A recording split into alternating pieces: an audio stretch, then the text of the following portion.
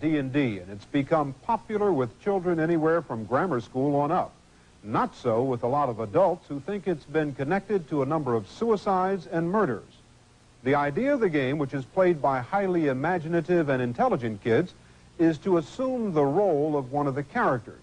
One game can go on for weeks or even months. It's a Dungeons & Dragons podcast that'll really make you think. We're spicing up the rules, mashing up the homebrews, and stirring up the debates. Add a little touch of our own, and you have Chef Bolg and the Pirate Captain's Recipes for Everything.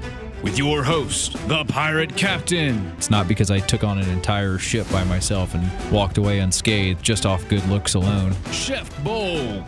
I have in my rules for the original AG, don't be a dick. And Loke the Bard. Lock the Bard bans all bards from his campaign. That wouldn't go over very well. And without further ado, here are your hosts. Well, that's right. Back at it again. Ooh, that's a little high for everybody. Try that again, Bolg, old buddy. Hooray! Good to see you, Loke. Bolg. Panicking at the disco. Yeah. And as of course, Disco's dead. again, and now that he's here on the full-time staff with us, Mr. Producer. He can sit over there and be quiet for a little while, like a good producer is. We'll need him back. Oh, well, we're supposed to tape up his mouth. Yes, you were. That was your one job. I looked at you specifically. I said, bind and gag him, bring him in, and sit him in the corner. Well, I used that funny strap with the ball on it that I found in Luke's, effects. Hey. Was it clean first? Luke's bag of holding. I I told didn't you clean it. never to go into that bag again. I don't know how many times that content is spilled out in the one tent that we share. Why do we share a single tent, by the way? Can't you have your own tent? No. Welcome back, everybody. This is Chef Bolg and the Pirate Captain's Recipes for Everything. I am the titular Pirate Captain, along with me bestest buddy Bolg. It's me. And, of course, Loke the Bard. Still panicking at the disco. I told you, Disco's dead. I killed it. Oh. Different start to the show today. We actually had that little clip. I thought that was... it's going to kind of go into the topics of today, but I thought that clip was funny, just that little soundbite, especially when he told us that we were intelligent players. They've never met Bolg. Hey. Oh. Yeah. So, it's going to be... How the game has changed. The culture around the game has changed. I don't really know if well, I mean, obviously the game's changed. You have new versions and stuff like that. But do you think actually the culture's changed around it? I still think there's the Satanic Panic around it. Well, it's still A little bit, yeah. It still has reputation issues, but it's a different game these days. The type of players you used to have to be good at math and used to have to be, somewhat intelligent to work it out and play the game. They've made it so easy that any idiot can play it nowadays. Yeah, and certain organizations that will not be named, but they know who they are still very anti-D&D, anti-Pokemon, anti-Harry Potter, just... It's the Jehovah's Witnesses, isn't it? Yeah, that's them. That's one of them. Dude, I'm going to tell you, I give a lot of crap to the Pirate Captain's wench. That's my girlfriend. She's the one, her family is Jehovah's Witness, and she tells me about that all the time, about how they were like very no Harry Potter, no D&D, no Magic the Gathering. I was like, man, and there my family was encouraging me to do it. No wonder I've become such a good pirate captain, a hellion among the seas.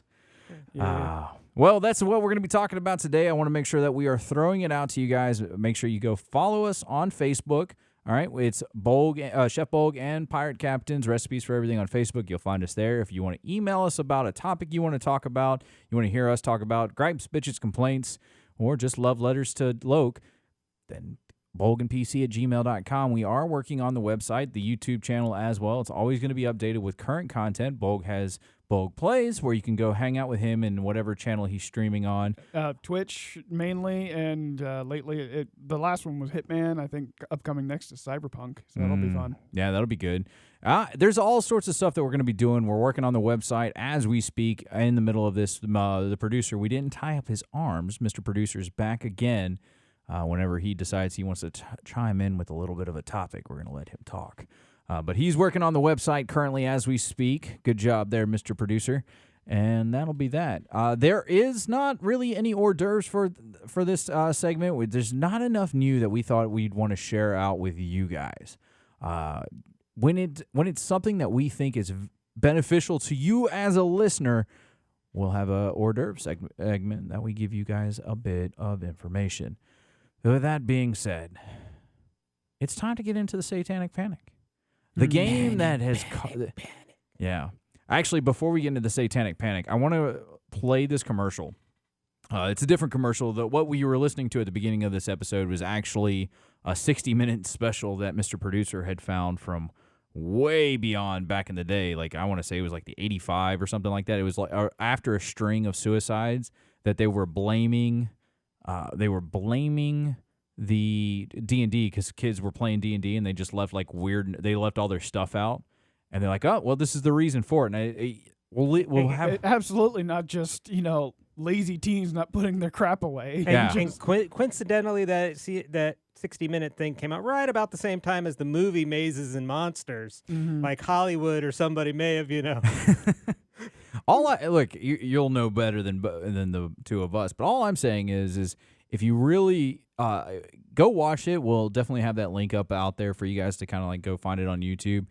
Gary Gygax missed the golden opportunity when they were like, well, you don't blame Monopoly for making people go bankrupt.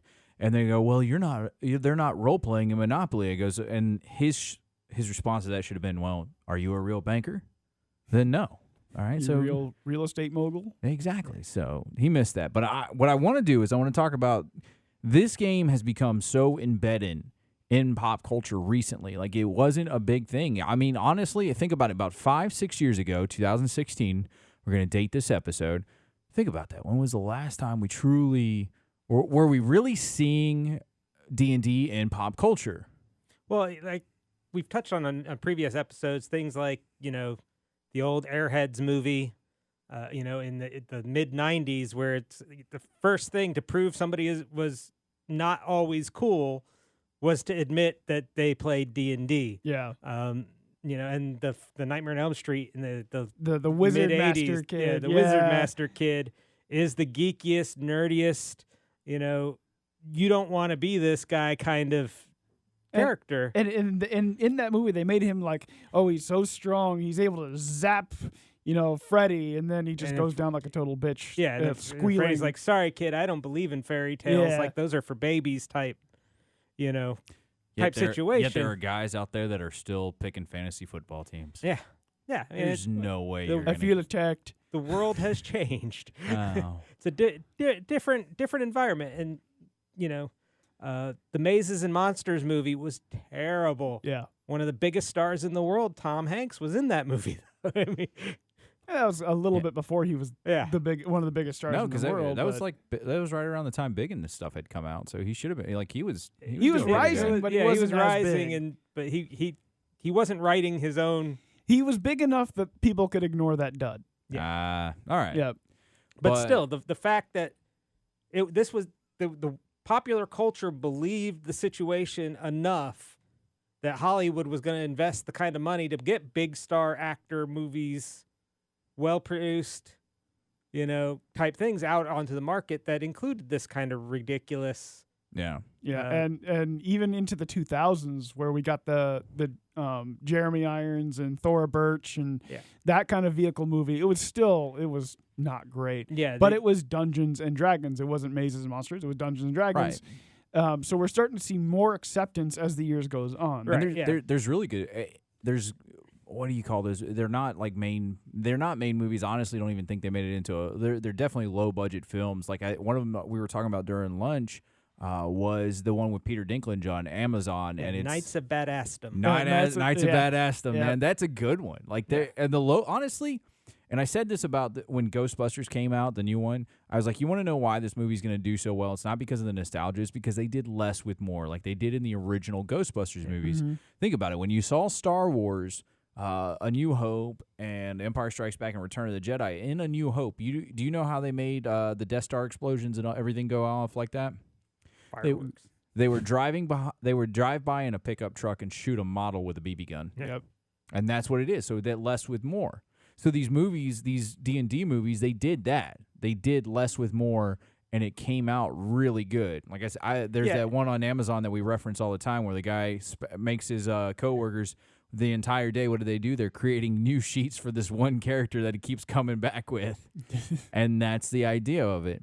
Yeah, there's a definite turn somewhere probably around the 2010s where the shift in culture, popularity, and it goes along with other things in our pop culture where the comic book movies are suddenly starting to become Iron cool. Man was in 2008. The nerd culture took over. Yeah, the nerd culture becoming cool, and the D&D becoming cool kind of rode that wave a little bit. Yeah, even movies that, or even TV shows that you didn't think would have this kind of thing. Like Community had a whole D&D episode. They have, they've got two of them, and then then again, that's even well beyond that. Dan Harmon's always been a big nerd. Yeah. Harmon Quest is a brilliant series, and I honestly wish he would focus more on doing that than he did other stuff. Him and Spencer Chafendum. Can't think of that's not his name. His ex-wife and his friend, and they do a really brilliant part. They animate a little bit of it, so you actually get to see the series progress. It's got some of my favorite D&D liners out there. Yeah, and I was watching a YouTube video the other day where somebody had done a very great documentary on the rise and fall of the geek culture in the 2000s and 2010s, and how little things like Comic-Cons that used to get maybe 1,000 people would show up to like the San Diego Comic-Con. Now what are they? Multi-million dollar, huge productions that sell out every year. Where the MCU and the DCU and other movie companies are releasing trailers there instead of having special release events in Hollywood. They're doing it in the Comic-Cons. Yeah. Yeah. Well, the whole nerd culture is taking over more and more. Like you guys are mentioning, but even so, it's starting to affect Brazilian car commercials. Yeah. Yeah. Bogue sent me this one. I watched the first bit of it, and if you've ever seen the original 1983 through 1985 D&D series, it makes there's a lot of references to there, but I'm going to play it. We're going to kind of have a little bit of a reaction. It's really my reaction because the way our studio is set up, the guys can't really see what I'm doing. I see everything that they're doing because it's kind of weird. It's kind of like that creepy pirate captain vibe. Well, I've already seen it. So yeah, he's already seen it. So I'm going to play it right here. You guys are going to be able to. Captain's a voyeur, but that's. Is that why I see him outside? I told you, tent? no big words on the ship, all right? I'm taking away your word-a-day calendar again. Anti-establishmentarianism. See what you do? You get him stuck on this, and he'll be using that word for every other thing. You're just being transcendent. See? Yeah. I blame you. I really do. This is your fault. All right, so it's a plan, and it's got the light bow. They're fighting. These guys are fighting a Hydra, really. It's not even a dragon. It's Tiamat. Tiamat? Okay. The Kid Barbarian is goofy. I just want to stop that right there. That Kid Barbarian, he's wearing like the very oversized helmet with a large club he can barely swing. That just makes it further point to the argument that pixies can't be barbarians. Yeah, and we will link this video through the Facebook page and places so that... Yeah, you guys will always be able to see the stuff that we reference on the Facebook and the website when we get the website up and going. Yeah. So they're running out. And this is like... The cast of kids they picked was actually pretty good. The unicorn was great.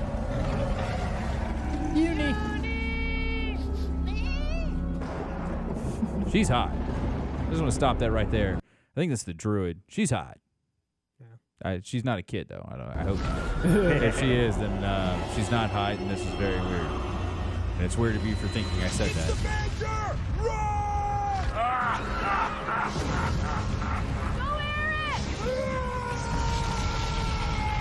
So they're casting this, like, the shield spell, and they're all, like, huddled underneath it. And then the crate, like... What did you call this car? It's a Renault. A Renault. A Renault shows up, and in it... Time to go back home, kids. The audio sync to that was so bad. Like it was, but I think that was from the original show. Oh, it definitely was from the original show, but like they could have done a little bit better of like Yeah, if you watch the original show intro, like right up to that shield, his shield generates a shield around the party. Mm-hmm. I mean, that's straight out of the original cartoon. Yeah. Also, I think this is a Brazilian commercial, so I think it's in Portuguese. So that would maybe make a little more sense as to why it didn't sync I just up want to well. say, then the druid, she's got to be like of age because she's getting ready to drive. So let's just start with that. I feel less creepier. And then they just leave him there. That was the worst part about all of it. They just leave him there. You'll never escape. He's a dungeon master. He didn't need to be there. Yeah. Can't hurt the DM. Yeah, but you can't hurt the DM, but he shows up in the vehicle that you're riding in. Yeah. Yeah. Literal Plot plot armor. point. Yeah. Damn plot armor. Plot armor. That's not a good excuse. You weren't supposed to fight this fight. I'm giving you the opportunity to flee. And they're smart enough to take it. Like, I like how they go through the portal, but the bad guy's just like, all right, you got me there. Yeah.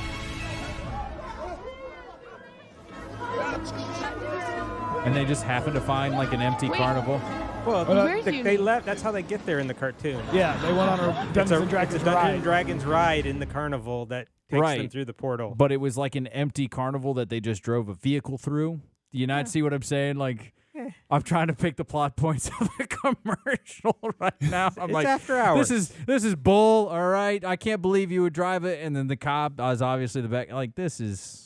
I mean, they could have animated people in there getting run over as they go running That's through. what I would have enjoyed. I'd be like, yeah, that's some pretty chaotic neutral stuff All right, to do. Nope, we're turning back around, going back to the fantasy land. Yeah, we're gonna go ahead and avoid this for the next. What's the statute of limitations on this? Then, oh, and like that was good. It was a good commercial. I thought it was great. When it's not my first time watching. I did want to react to some of it, so I did watch the last bit of it with you guys, and it's worth it. Make sure you guys go to our Facebook to find the link to the channel. If you've already seen it, drop a comment, tell us what you think about it. Yeah, and if you can, go out there and watch the original series. It's campy as all hell, but it's enjoyably campy. I tell you, I think that a good successor to that series, there's actually an anime that I thought would have been a really good successor to it had they kind of like gone through with it. And maybe you guys will know which one I'm talking about, but Grimgar of Fantasy. Oh, Grimgar. Yeah. I was actually That's one of my favorite anime. yeah, it's really good. It's brilliantly done. Like absolutely brilliantly done. And it needs to be. They need to go back. I don't know what's up with that. Do you know anything behind it of why they quit doing it? Like it couldn't be because they didn't have enough traction. Because I thought it was. I thought it was. A lot of people I know have said it's like one of their favorites. It's. I think it's not that popular in Japan, and that's the problem. Other isekai are more well regarded and are more popular than it was, so they just kind of push it to the side. I really loved the aesthetic, though. Let me find out. A lot of these pull from like a light novels type series, and if that series isn't selling, they're less likely to keep going. Well, like that's okay. Look, man, if we're embracing their culture, the least they can do is embrace one of the the little good things that we have. Yeah, but by the time it gets over to us, especially some of these older ones, like that one's not a new one. No. I'd have to look up the year to know off the top of my head, but I want to say that one's at least 10 years old. Right. So regardless of though, it was a great aesthetic. It was kind of like it kind of played into like the MMO world and the idea of like buying your skills and stuff like that, and like having to start from something small to something big. So I'm sure there's probably a manga out there that's finished. A lot of manga artists. There's a lot more manga than most people realize. They just think of like the Shonen 3, your Naruto's, your Bleaches, your One Pieces. But there's really good ones out there that have that fantasy. Ouch. I didn't want to mention Dragon Ball Z because everybody would be like, it's Dragon Ball Z. He mentioned that. I'd tell you One Piece is probably one of the greatest animes of all manga and animes of all time. And besides, Dragon Ball is better than Dragon Ball Z. Oh yeah, Dragon Ball hands down is better than Dragon Ball Z. Yep. So you can stop listening to this podcast if that's the one thing you're going to say. Well, I can't believe they like Dragon Ball better than Dragon Ball Z. The animation and that. Well, at least you could make the Dragon Ball characters into D&D characters. Once you get into Z, it starts getting a little, past level 20. There are, and I think I've seen a few builds out there, and that's how this game is. This game is being influenced from the outside in, how it's affected by culture and everything. Well, there's an anime that was directly inspired by a D&D campaign. Record of Lodos War. Really? Yes, it is. It takes the core concepts of Dungeons and Dragons and makes and the campaign that was played and makes it into an anime. Oh, that's pretty dope. Yeah, and it And look at what's his name? The voice actor, Critical Role guy, Matt Mercer. Matt Mercer, thinking he's like cornered the market on that one. I went to Amazon and they bought my stuff. All right, cool. Yeah, but now Don't hate me, Matt it goes Mercer. the other way too. Like back when D&D first came out, you didn't have classes like the Warlock or the, Yeah, no, some of the these, Warlock the Sorcerer wasn't a different class from it was just a wizard. It was a magic user. Yeah, just Yeah. a magic. Yeah, all magic users were just called magic. They weren't called 'cause- wizards or sorcerers. And these things have kind of trickled in from video games or popular media, things like Ghost Rider, or these make the deal with the devil Yep. things have kind of trickled in back the other direction as well. It almost feels like the Warlock is directly a response to the Satanic Panic. Like, okay, you want Satan in our games? He's going to empower our characters. How about that? That's why Gary Gygax never gave the big Well, F you to those actually, guys. in response to the Satanic Panic, they removed all demons and devils from like the monster manuals. Oh, yeah. And Damn it, and Gary, took you all caved that, to pressure. You Damn haven't seen a cancel culture. reprint of the deities and demigods manuals that you would get in the old Dungeons and Dragons, because those kind of things were reactions to that Satanic Panic. They removed all that from the game, and all of a sudden, the game wasn't as popular as it used to be. So they put it all back in. Yeah, I mean, that's what cancel culture been around for a lot longer. It did, man. You saw that in Magic the Gathering too. But that was at the time that was like the most dangerous thing. Like it's like a 20-minute it's a 20-minute video. That's why we're not going to play it onto the podcast, because that'll just eat the entire time, and we're not doing that. But if you go watch this video, it's going to be linked yet again, Chef Bolg and Pirate Captain's Facebook page. You'll find it there. Go watch it. And Gary Gygax kind of mentioned some of these things about how you can't blame their game for what players do. And that's all they do. In fact, the interviewer, the guy from 60 Minutes, is like trying to goat the sister of this guy who had committed suicide into like this answer. It's like, do you really think that D&D was the cause of your suicide, your brother's suicide? She goes, yeah, I think it was. I was like, you're 7. You don't even know what D&D is. She's like, my brother said he hated me. I was like, he's a teenager. I hated all my brothers and sisters when I was a teenager. So it's a good interview. Thank you, Mr. Producer, for finding that, and that was a good 20 minutes of my morning. Well, that's even goes into video games where people say video games cause violence. Right. Let me take a couple steps back so I can really get this point across. It's bullshit. It's bullshit. It's absolute bullshit. And we brought this up when we had Professor Ferguson on. Yeah. And the research even does not support. Man. There is nothing out there that says that playing these games will cause any bad tendencies. yeah, Go these negative listen to that. things. That was a good episode. Our Orcs Racist. Professor Ferguson, if you're still listening to this, man, that was hands down a great episode. Yeah. Oh. I play Animal Crossing. Let me go stab some people. Just so I can get seashells, isn't it, that the trading? Yeah. See, I like Sims better. I think if you had to make an argument about any kind of game that's going to make serial killers, let a kid about between 13 and 17 play Sims. Yeah. All right, now if he leads a normal life in Sims, that kid's probably psychotic. He needs to go in the mental home. But if he takes the ladder from the swimming pool Or to create a- drown, Create a pooping closet and remove the door. Oh. Yep. So, it's a D&D podcast, and we've just been talking about nerd culture, which is something that is D&D, but would you believe that football players are nerds too? Absolutely. Yeah. I mean, nowadays- you made that joke about fantasy football, yeah. but I love fantasy football. I love football in general. I love sports. Okay, you're a nerd before you're a jock. Let's just be honest. Do you want to go ahead and tell people that you were in the band, or do I have to tell people that you were in the band? I was in the marching band. I will freely admit it. But All right, there. So, yeah. Honestly, the closest one out of us probably being a jock actually might be Loke or Mr. Producer, because I was in the band too. Well, I know Mr. Producer was a wrestler, so he's got that. Mr. Producer, you don't say. I lettered in 3 sports. No, yeah, okay. So Loke Surprisingly, the Air Force guy is the most. I mean, is the most the jock out of both of us. I lettered But in my band and see, chorus. when I was in high school, things were different. You had to play sports to get the girls. It didn't. It didn't. There was That's no.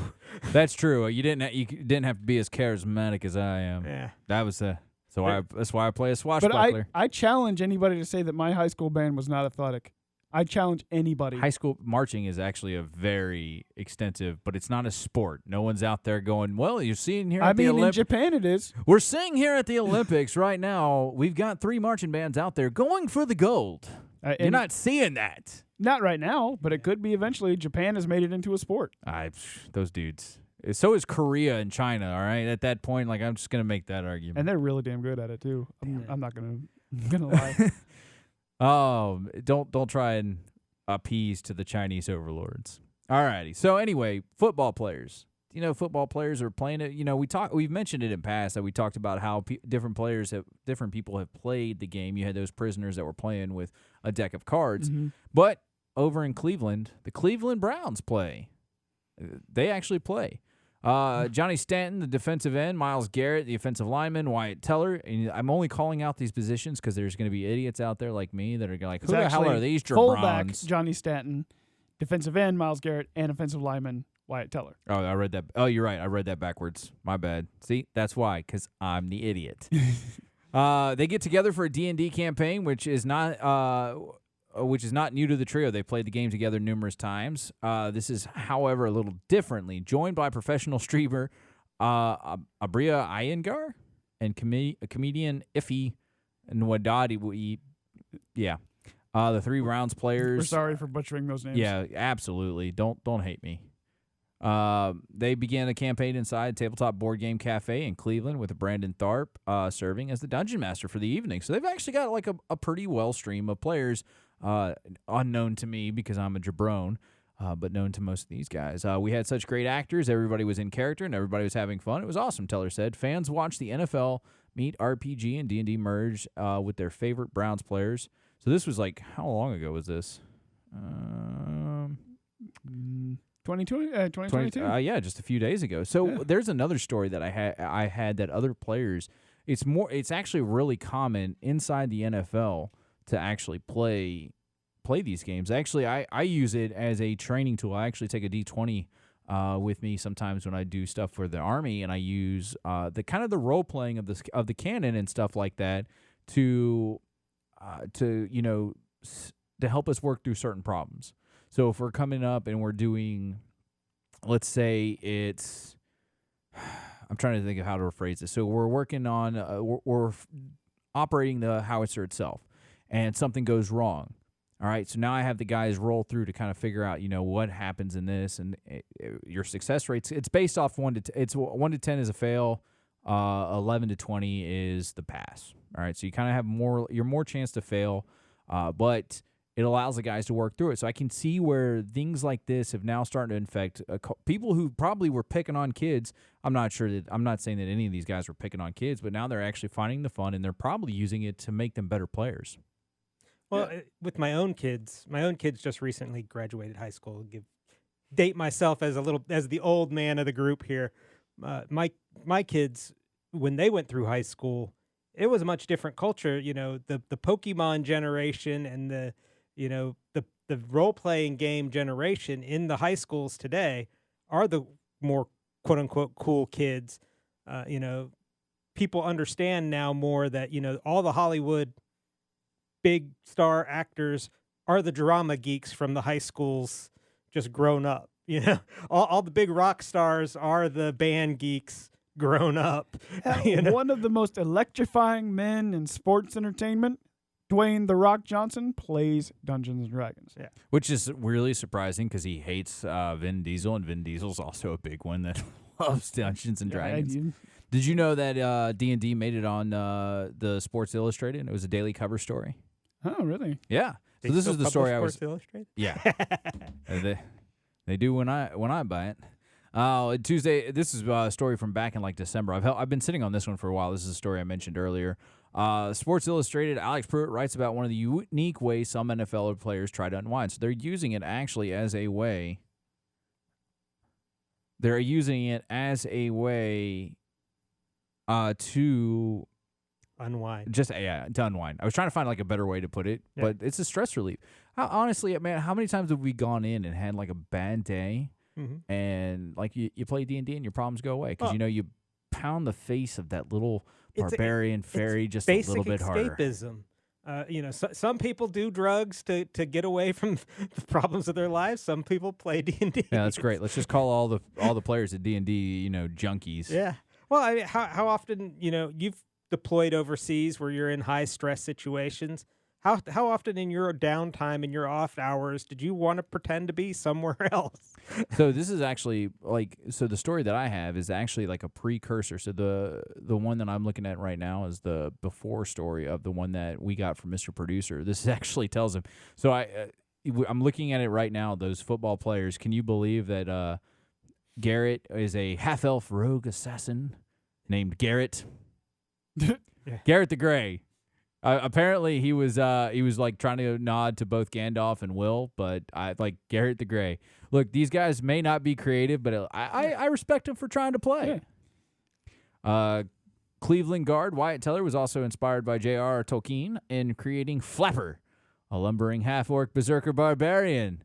Hey, he might have seen a Bolg thing. He might have been listening to you because this came out in December. I don't know how long they've been playing. We've been doing this podcast for almost 2 years now. Yeah. Maybe you heard some Bolg. If you did, say, hi Wyatt. I'd like to play with you sometime. Not like that. No, scratch that. I like how they loop like just the former Browns tackle Kendall Lamb. He created Shiloh, the human monk, and then they put everybody else's into the Kendall Lamb's little thing. So it's Garrett's girlfriend, Sarah Toomey, played Meal, the Elven Ranger, and Jeremy Medina, which is Garrett's best friend, was Itachi, the Aasimar Winder. It's Itachi, the Aasimar Wizard. It looks like it says Jatachi. Jatachi, yeah. Is that a J? Yeah, that is a J, yeah. Okay. But people will give me shit, but the moments you spend together were more important than the guys being like, hey, what are you doing playing frickin' D&D? It's quotes from Wyatt Teller. So I'm going to tell you, it's taken over. Yeah. The whole culture absolutely is owned by nerds. Guys, Dame Judi Dench plays D&D. What's her face? Jane Lynch. Jane Lynch plays. She's actually a big World of Warcraft player too. Yeah. She just did about a month ago. She did her daughter's wedding dressed as Jaina Proudmoore. The nerd culture is taking over. D&D, which used to be shunned upon. Like if you told people you played D&D, they looked at you if you were Loke the Bard. Yeah. Yeah. But even then, that was something that, when I was in high school, we were trying to, spread the love of and go, hey, do you want to join our D&D game? D&D, but no, man, it's not what you think it is. Oh, you're one of those people. It's not what you think it is. But Bolg is in the transition. Yeah, I was in the transition. I was, unfortunately, in the 4 years. But 4 had some ideas that were well thought out, poorly executed. But, I used to play a second and 3.5 in high school, and we would try and get some people in. We got some football players to play with us. We got some, some preppy kids to try and play with us. Some of them stuck around, some of them didn't. But it was that, trying to foster this idea that D&D is for everybody. It's not just for the nerds. That it's a good way to relax and to escape and that kind of thing. Yeah. We even got some heavy Christians to play who thought D&D was the devil. They were actually like spies sent in by the church. They're like, all right, here's what you're going to do. You're going to go in. You're going to pretend to like this game. And they get in there and they're like, man, I actually like this game. Yeah. I don't really know what to tell the church. Yeah. And that is what it is. It's terrible. Yeah. And five has done a very good job of kind of retooling those things that almost gate-kept the game in the past. Yeah. To make it it's a much simplified, if it makes sense type of a rule system compared to some of the more rigid structures of the past.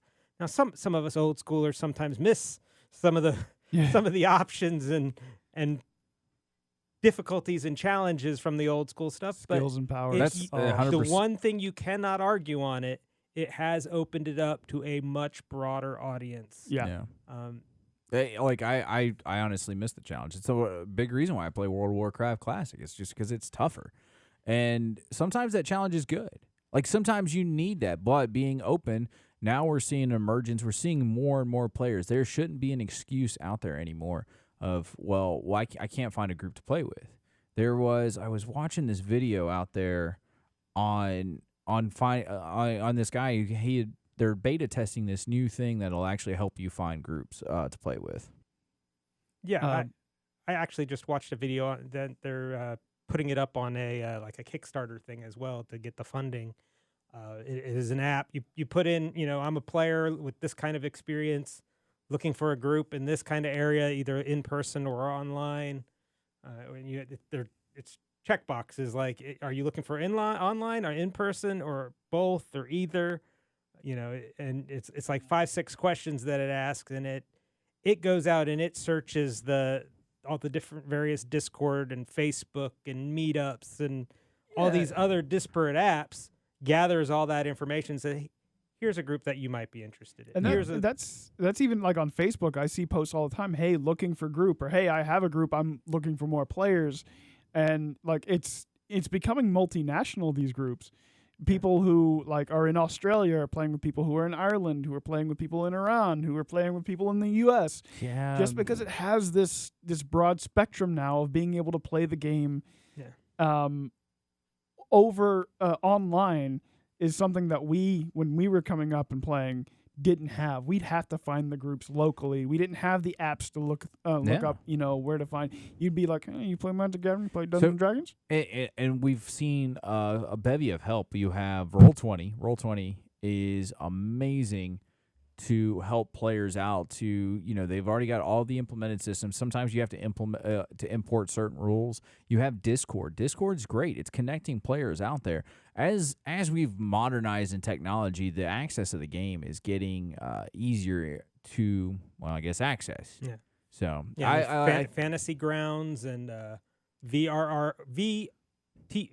I've got Was it virtual role playing tabletop? I've got early access to that new one that's coming out on Steam right now. It's kind of like the 3D world where you can actually build the world and then your players can move around inside it. I got to go try. I'm going to try that one out. It's on my list of things to do. But I'll tell you guys about it. I think I may have to review that. It may be something that the Pirate Captain can do. Is a Pirate Captain reviews yada. But the culture. Because we're starting to talk about players and stuff like that. And it's a different type of episode than we normally do. We're normally discussing rules and things like that. But the culture around this game is crazy. A couple months ago, about a month or so ago, Stranger Things released. And Stranger Things, we talked early in the episode how that one was a catalyst to bring back D&D to the forefront. How many players went out there?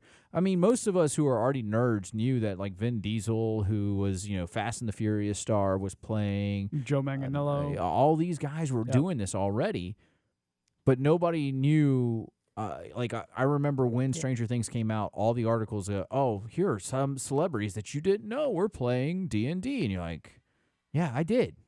Yeah, if you went online on, like, YouTube, you could find things where, like, Stephen Colbert was playing YouTube with, Yeah, no, online Mr. Producer was showing me that video. It's just too long for me for us to play.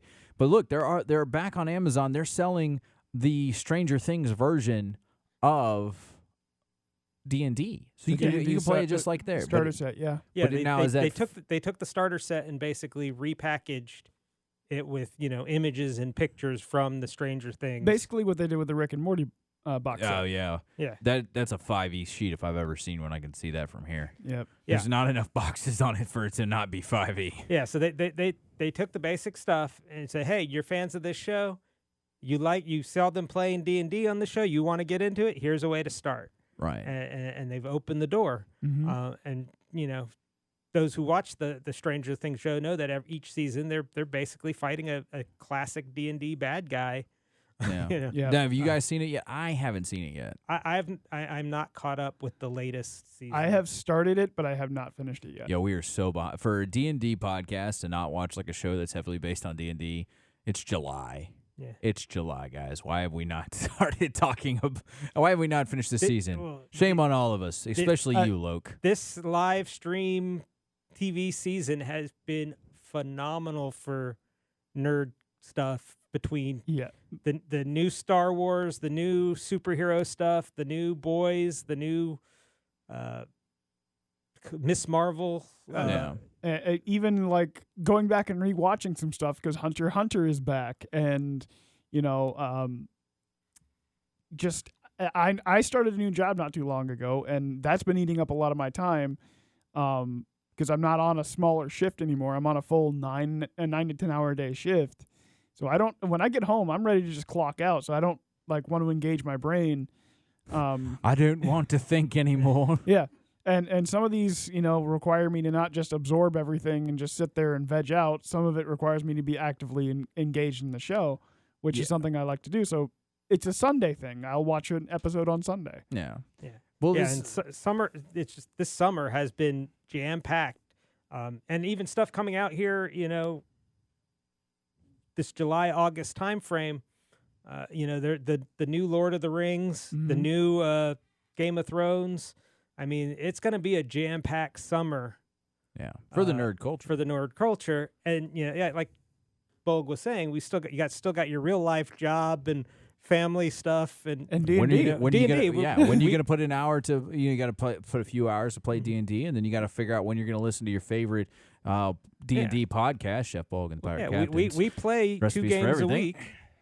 2 4-hour games a week. I DM one of those 2, which I then have to spend the time prepping. Yeah, because I can't just show up without any prep work done. And eventually, when because I guess there was a printing error, but I will be getting that Dark Souls 5e that we had mentioned before, and that when that gets there, that's going to be part of my time is prepping that game. So the time to cram in a streaming show that.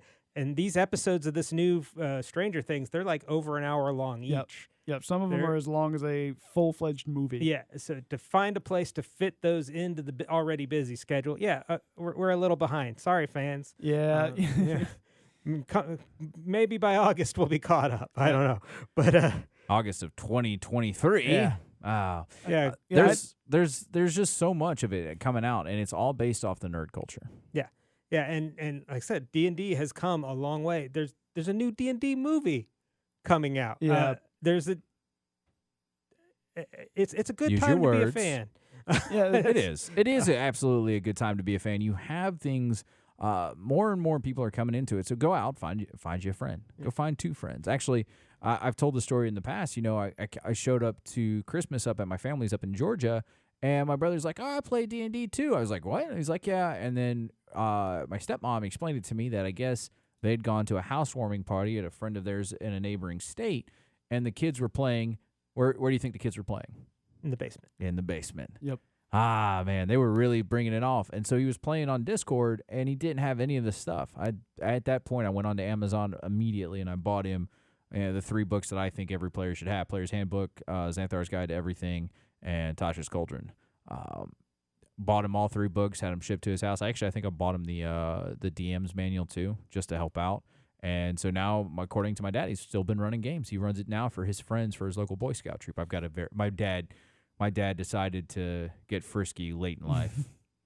But younger players are now. You're seeing younger and younger players. People are embracing this game more than they ever thought anybody ever thought they would.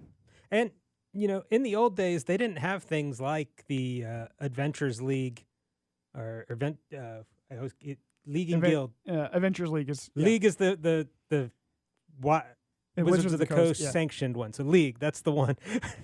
Now they we have to didn't give Wizards of the like, Coast $1. Which- Thanks there, Loke. which the League now you have to use the Multiverse of Monsters rules right to make your but, character. Really? but they did Yeah. not have That's lame. things Yep. like that where you could random storefronts would have a random on any given whatever their scheduled day of the week is, and at some of the locals it's You a couldn't go Tuesday, to- Thursday, or a Sunday.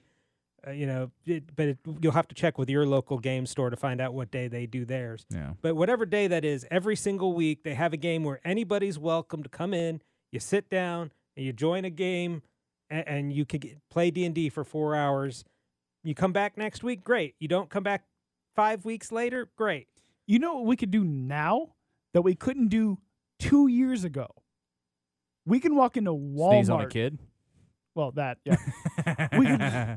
we could walk into Walmart and buy D&D stuff. That's right, folks. The pirate captain's a dick. 5 years ago, we couldn't walk into Target and buy D&D stuff. You can't walk into those stores. And let me tell you why that's wrong right now.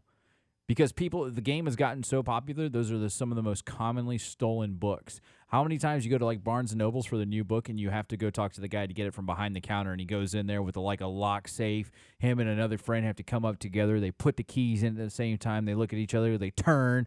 It opens up a vault that has a key. They walk to the back room. They get the book and they bring it to you. Well, I'm not going to name any names, but one of our previous guests has a book that is stamped with the library codes. He hasn't even tried to scratch that out or anything. It's just like, property of this library. It was cheaper to pay the I'm never returning fee than to buy all 4 books that he owns. He says it was cheaper to pay for the book and buy it from them than it was to pay his late fee fine for not returning. But with that being said, stolen books, people are doing that. With that being said, libraries, like we mentioned before in one of the previous episodes, are a great tool because now even one nearby me has a 3D printer with loaded STL files to print minis. Yeah, no, like our previous guest is he builds them and stuff like that. This is something that you can go and do yourself at the library. Yeah. So, and it's a different world for D&D. If you can't find a game in your local, you do have the online options. Online, we personally prefer live games. Yeah. But given when even us, when COVID struck and live games weren't happening and everybody was on lockdown, we loaded up the Roll20 and put our games onto one of the online sites. It is completely now an option, no matter where you live.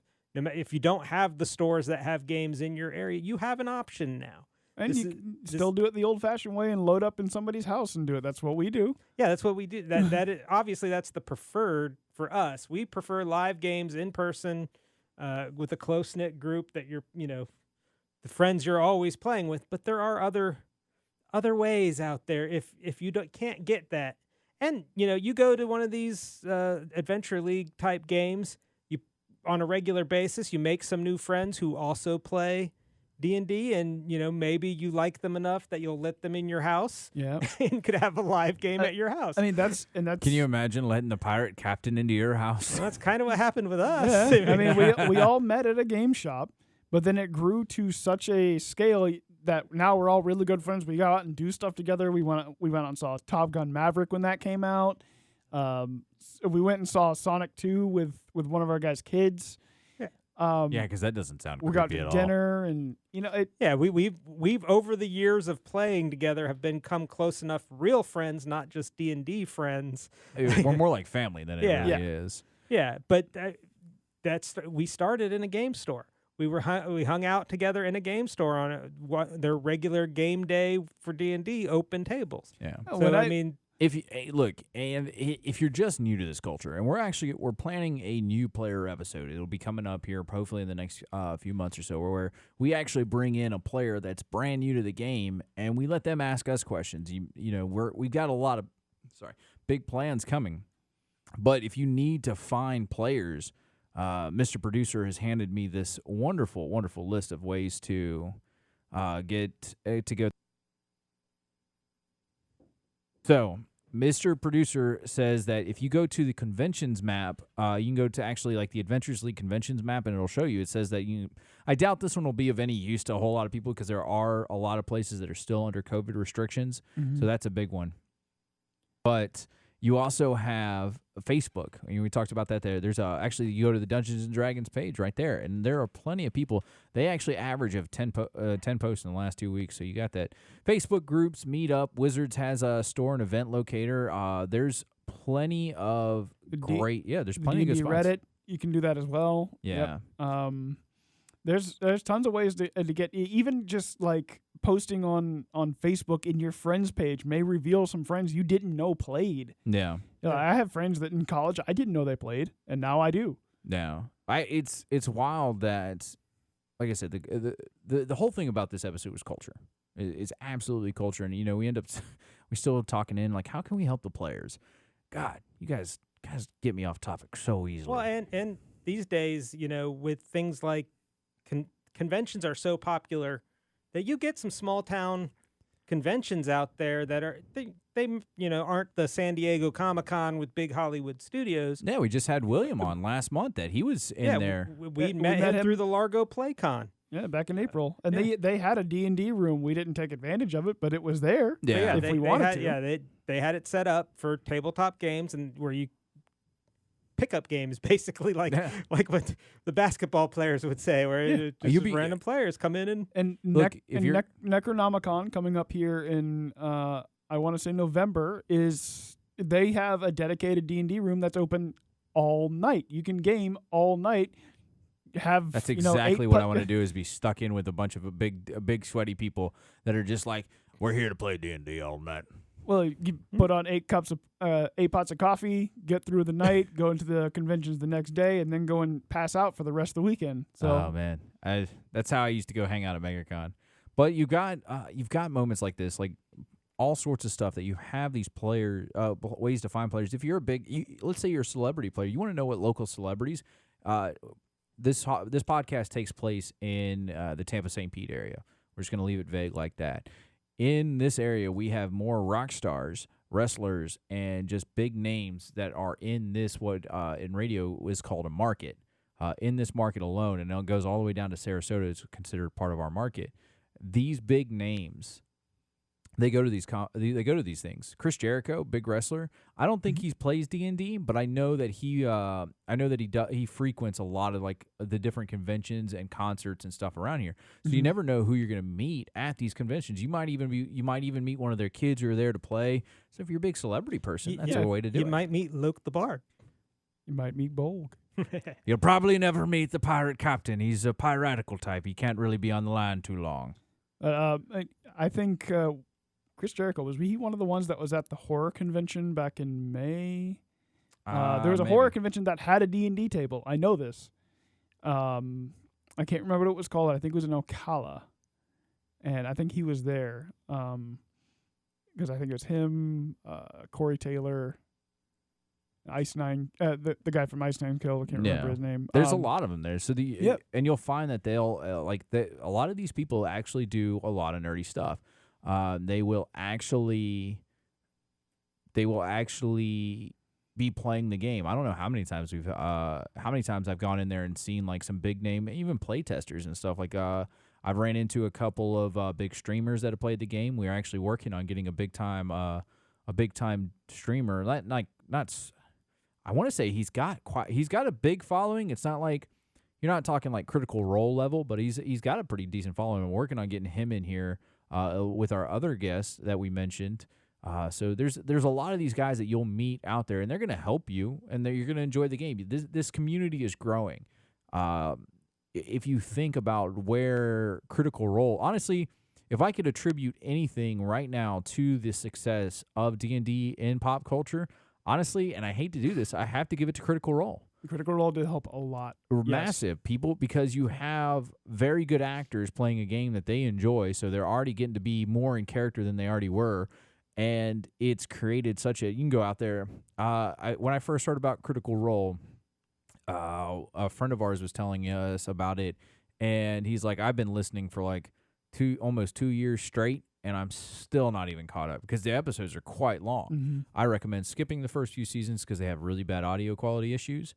Kind of like how you want to skip the first season of this. Don't do that. I appreciate if you don't. Give us the listens, the likes there at Chef Bolg and Pirate Captains. But besides the point, you kind of go past that, and it's actually a really good story. They do, they've got a new DM out there now, like the guy from Dimension 20, is DMing the Exandria Unlimited. Yeah, it's really good, but they're the reasons. They're the reasons that this has all kind of gotten mainstream, and it's done really well. Stranger Things really popping it in there, Community popping it in there. Even kids aren't really that safe anymore. There was, I think a reference in Adventure Time. I think My Little Pony had a special episode for it, which is insane. Dude, the Voltron series that was out on Netflix had everything now has a D&D episode. And actually, I honestly want to give that, not even that part, he may not, I don't want to give to Critical Role. That I actually want to give back to the Community. I think Community is the one for Dan Harmon having that single episode, like that episode that does the D&D episode. It's the beach episode of the 2020s. Yeah, that's right. Oh man, but I'm glad nobody's really jumping the shark out there though. Yeah, and even like some shows of questionable quality, like Big Bang Theory, focusing on nerd what do you got culture. against Chuck Lorre? Nothing against Chuck Lorre. It's some of the jokes land, a lot of them don't. But it's also problematic. It pushes some stereotypes that don't necessarily. It's more.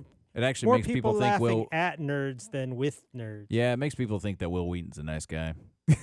I don't know. Will Wheaton's probably a nice guy. Yeah, I could see that. I mean, and his another thing I recommend for him. One of the things that got my wife okay to start joining us is his tabletop series on YouTube with Geek and Sundry, which he unfortunately no longer does. I think there was problems with producers and stuff like that.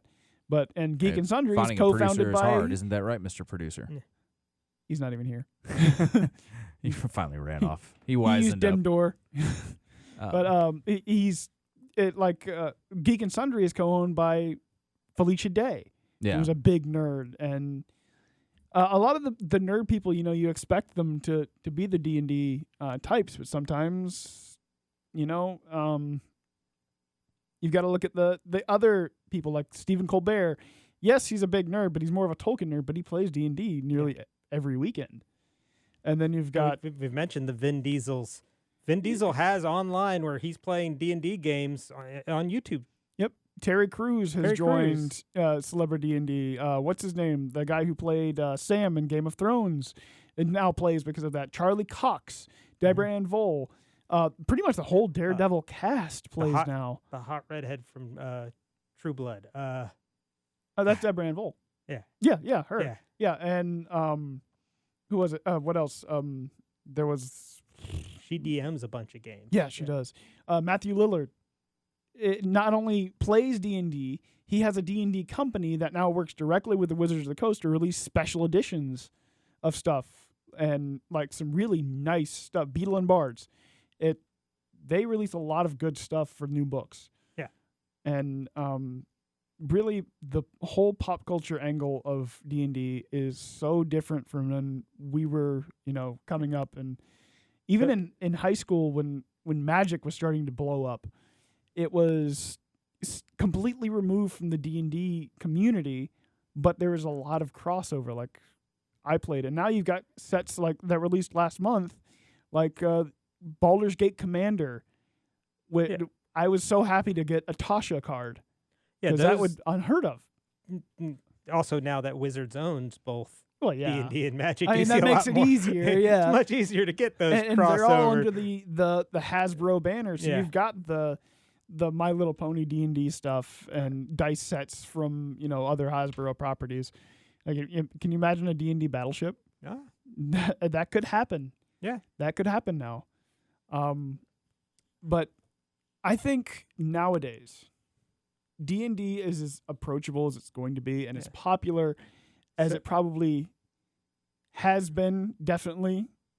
I don't know if it can get any more popular because it's still kind of a niche market. Well, the new D&D movie, if it's good. If it's good. That's the catch. If it's good. If it's good. Or the new Game of Thrones. Mm-hmm. With the new Game of Thrones and the new Tolkien Lord of the Rings prequel. I want to stay off those topics. There's mitigating reasons why I want to stay off. Like, if it's good, if it's good, let's just leave it as that. I was gonna say if those things are good, the popularity of the fantasy genre and thereby the popularity of D&D will skyrocket again. Well, let me pose a supposition here. Okay. Do you think the explosion of D&D will lead to an explosion of other properties in the RPG genre coming up? Like, do you think Cyberpunk is going to get big again? Do you think Vampire the Masquerade, when the new video games come out, will they be playing that on tabletop as well? It goes back to that statement. If is good. The formula, Hollywood a lot of times will see, this movie in this genre did really well. Let's make more movies of that genre. Yeah. Same is going to be true for games and video games and tie-in. If the tie-in games like the Stranger Things and the things like that, the D&D movie, if those do really well, they might look at other properties, the Cyberpunks, the Gertz or whatever it is. They'll be able to tie it in and create something. And Wizards of the Coast is not going to get smaller. I don't see it getting any smaller than kind of what it already is, because it's kind of small. It doesn't really incorporate. It's not like some kind of like major groundbreaking everywhere in the world. But I think that they're going to be able to incorporate it. They'll make modules. They'll make manuals that go out to fill these voids of like, I want to do this. And it's always up to the player's creativity anyway. So I think as you see these games succeed, you're going to see a want and a drive. It's a demand. So what is Wizards going to do? They're going to meet the demand and give you the supply. Do you think Disney or Universal or one of these other companies will perhaps circle back to that 80s cartoon and make a Dungeons and Dragons ride? Do you think that could happen? I think they will. It would be a I don't think. I think it'll be Universal. Disney has too many competing properties. Yeah. For example, their new Willow show. I can't believe they're I want to get into that, but we're getting close to the end of this episode. I can't believe they're doing that. I think they should have left Willow alone. That is one of my favorite movies from back in the day. Leave Warwick Davis alone. I think he's actually in it, isn't he? Yes. Yeah. Yes. So and then you have Val Kilmer's back too. Mm-hmm. Yeah, and Mad Madigan. The novels take place about 15, 20 years past when the movie took place. So if they're basing it on the same thing, they could do a good job with it. They can. But it's not even so much as the competing properties. I think you just sometimes I really wish that Disney would just leave certain things alone to other people. Let them have it. And I think, you could see a D&D ride, a D&D themed area at Universal. We could finally get, they could finally sell off Marvel. And I think if they teamed up with Wizards, and it's not that I want to say goodbye to the Hulk roller coaster, but I think, it's time to update some of that stuff. Maybe it's the Flight of Tiamat instead of the Hulk. Yeah. There's opportunities there. There's the levitation spell, which is Dr. Doom's free fall, and you just the spell you lost. Oh no, I'm losing concentration, and you fall. Yeah. So, alrighty, guys. That being said, it's time to get out of here for the day. I appreciate you guys hanging out with me as on this wonderful episode of Chef Bolg and the Pirate Captains. Find us. You can email us, bolganpc@gmail.com. Find us on Facebook, Chef Bolg and the Pirate Captains. Say goodbye, Bolg. That's bullshit. And bye, Loke. Bye. Bye, everybody. We appreciate you listening to Chef Bolg and the Pirate Captains. Recipes for everything. Featuring Loke the Bard, of course. Make sure you go find us on Facebook to see what old concoctions Bolg is cooking up in the kitchen. And if you want your emails read, then email us at bolganpc@gmail.com.